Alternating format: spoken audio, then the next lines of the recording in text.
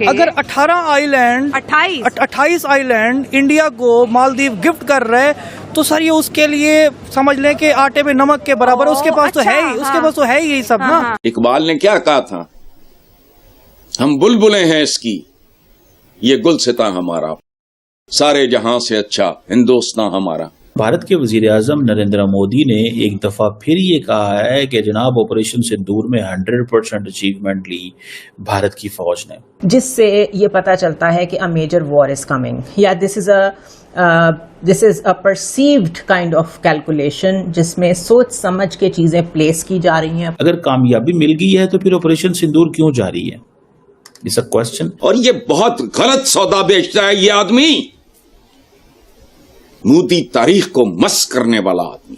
بلوچستان میں ایک سانحہ پیش آیا ہے اور اس سانحے کی وائرل ویڈیو جس میں 3 سے 4 گاڑیوں کے اندر مسلح افراد گاڑیوں سے اترتے ہیں. پہاڑی علاقہ ہے, اس میں ایک مرد اور ایک خاتون کو کھڑا کیا جاتا ہے اور انہیں گولیاں مار کر قتل کر دیا جاتا ہے ہجوم کی طرف سے. نہ تو ان کے پاس کوئی کٹ ہے, نہ ہی ان کے پاس کوئی جاگرز ہیں, نہ ہی کوئی سپورٹس کا سامان ہے, بلکہ ایک شلوار قمیض ہے اور کچھ اپنا انٹرٹینمنٹ کا سامان ہے جو وہ لے کے آگے فرار ہونے کی کوشش میں تھے. ان کی وجہ اور قصور صرف یہ تھا کہ انہوں نے اپنی مرضی سے یہ فیصلہ کیا کہ ساری زندگی, خاتون نے یہ فیصلہ کیا کہ اس انسان کے ساتھ گزارنی ہے, مرد نے یہ فیصلہ کیا کہ اس عورت کے ساتھ گزارنی ہے. اچھا, جو مسعود اظہر ہے اس کی انٹیلیجنس آ رہی ہے وہ چترال میں ہے, جس کو انہوں نے اٹیک کرنا تھا, جس کو ایلیمینیٹ کرنا تھا, جس کو وہ ماسٹر مائنڈ کہتے ہیں. الجزیرہ نے تو یہاں تک بات کر دی ہے کہ شاید اس دفعہ جو وار ہو وہ نیول سٹینڈ آف کی شکل میں سامنے آئے, یعنی کہ نیوی آپ کو زیادہ ایکٹیو نظر آئے. پاکستان کے اپنے ہی لوگ محفوظ نہیں دکھائی دیتے, ہر دوسرے دن کسی نہ کسی کے اوپر بلاسفیمی کا الزام لگا کے مار دیا جاتا ہے. جو 14-15 ممالک نے ہم سے برہموس مانگے ہیں کیونکہ انڈیا نے جو برہموس سے حملہ کیا پاکستان کے اندر.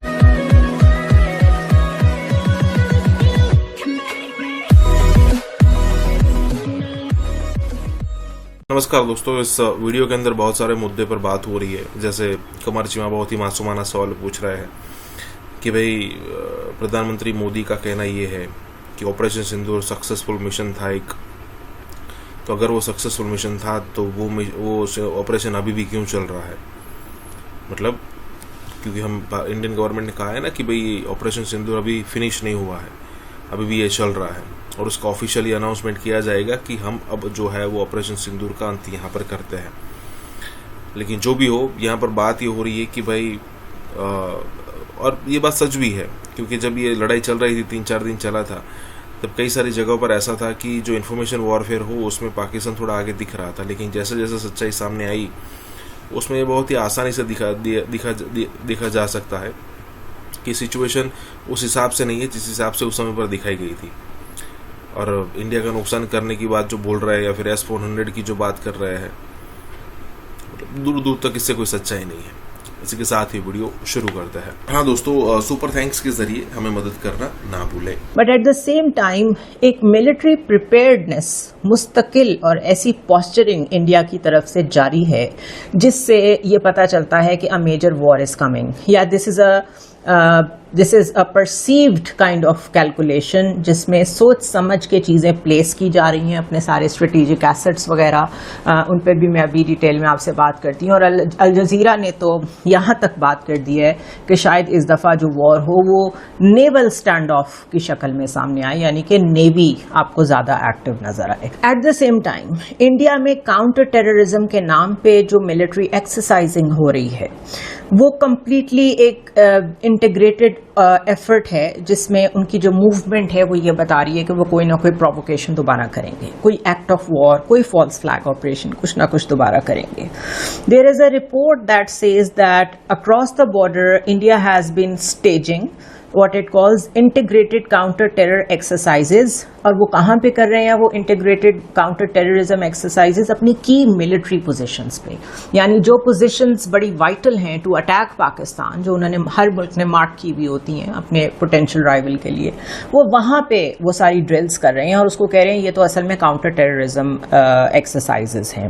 اس کے علاوہ جو انٹیلیجنس گیدرنگ ہے وہ یہ بتاتی ہے کہ بہت زیادہ انکریز دیکھنے میں آ رہا ہے میزائل ٹیسٹ میں, نیول ایکسپینشنز میں, ٹروپ موبلائزیشن آپریشنز میں, جس سے آپ ساری چیزوں کو اگر ملائیں کہ ڈرلز بھی ہو رہی ہیں اور ٹروپس موومنٹ بھی ہو رہی ہے اور موبلائزیشن بھی چل رہی ہے میزائلز کی, تو اٹ سمپلی مینس کہ کوئی نہ کوئی تیاری ہو رہی ہے. اس کے علاوہ الجزیرہ نے ایک رپورٹ پبلش کی ہے جس میں وہ ہیڈ لائن یہ دے رہے ہیں کہ are Pakistan and India preparing for a naval face-off in a future conflict. Recent signals from both governments have underscored how their navies could play a central role in their next face-off, says experts, returning to roles they played in the 1965 and 71 wars. Now remember کہ 65 and 71 wars میں جو زیادہ centre تھا دونوں wars کا وہ navy تھا, لیکن اب جو ریسنٹ ہوئی ہے اس میں ہم نے دیکھا ہے اس میں ایئر پاور کا زیادہ استعمال ہوا ہے. یہ رپورٹ کہتی ہے کہ جو ڈیفنس منسٹر ہیں Rajnath Singh, he visited the Indian Naval's aircraft carrier INS Vikrant on May 30th, nearly 3 weeks after a ceasefire was announced with Pakistan after a 4-day conflict, and he had stern words for Islamabad.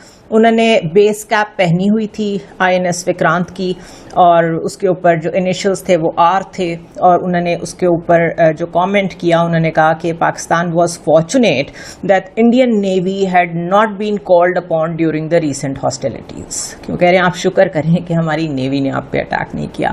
And if you do remember in دنوں میں آئی N S Vikrant کے نام سے tweets آ رہی تھی. Indian side کے جو لوگ تھے وہ بہت کہہ رہے تھے کہ Vikrant is coming, but Vikrant never came. اور اس کی ایک وجہ شاید پروبیبلی یہ ہو سکتی ہے کہ اسی آرٹیکل میں آگے جا کے لکھا ہوا ہے کہ satellite imagery showed that the I N S Vikrant moved towards Pakistan soon after the Pahalgam attack and remained deployed for 4 days in the Arabian Sea before returning to its base in Karnataka. Pakistan also mobilized its fleet, which was bolstered by the docking of a Turkish naval ship in Karachi on May 2nd. According to Pakistani Navy, Turkish personnel engaged in a series of professional interactions with their counterparts. Now this is the reason کہ کیونکہ انہوں نے سوچا ہوگا کہ آئی N S Vikrant کی ضرورت تو نہیں پڑے گی, لیکن کم از کم پوسچرنگ میں آپ اس کو موو کر دیں پاکستان کے قریب, تو ان کو ادھر سے بھی اپنے آپ کو ڈیفینڈ کرنا پڑے گا, اور یہ وہ کر نہیں پائیں گے شاید. ہمیں یہ کیا گیا تھا کہ ڈیفینس اسٹیبلشمنٹ پہ حملہ نہیں کرنا, ڈیفینس کے اوپر حملہ نہیں کرنا. اب جب اگلا انڈیا کا اٹیک آئے گا, وہ اگر انڈیا کرتا ہے کہ جی ہاں جی ہم نے ٹیررسٹ ہائیڈ آؤٹ پہ حملہ کیا ہے, پہلی بات, تو دوسری بات پاکستان سیدھا سیدھا ملٹری پہ کرے گا, تو وہ بھی ملٹری پہ کریں گے. سو اس میں یہ ہوگا کہ ایک انڈیا کی جو ایڈوانس پارٹی ہے, ایک انڈیا کی ایڈوانس پارٹی وہ بقول ان کے ہائیڈ آؤٹس پہ کام کر رہی ہوگی, ایک پارٹی جو ہے وہ دیکھے گی کہ کون سے پاکستان کے جہاز جو ہیں وہ سامنے آتے ہیں ان کو اٹیک کرنے. سمجھ رہے ہیں آپ بات؟ یہ ایک چیز جو ہے وہ مجھے نظر آتی ہے. That's what I understand, that's what I realise. اور یہ مجھے اتنی کو کم از کم اس کی سمجھ ہے کہ یہ وہ چیز سوچ رہے ہوں گے.